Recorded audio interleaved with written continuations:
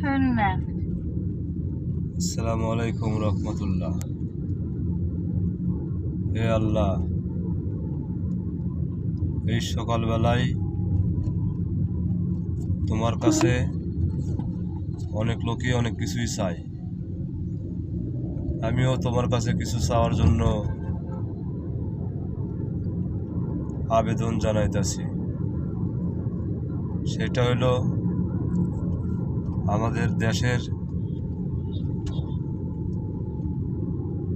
সাবেক প্রধানমন্ত্রী Khaleda Zia Just ahead, turn left. And অসুস্থ। then, in 90 meters, turn left.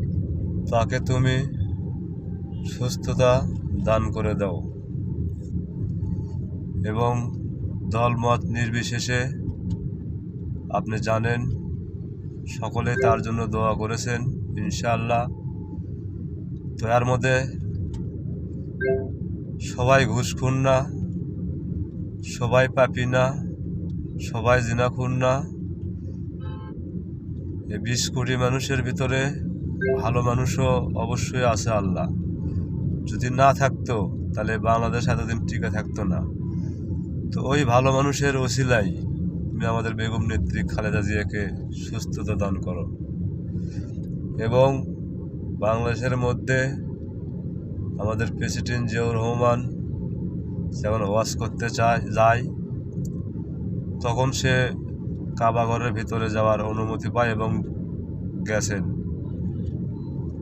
তো এর মতো সৌভাগ্য আমাদের বাংলাদেশের জন্য আর কি হইতে পারে।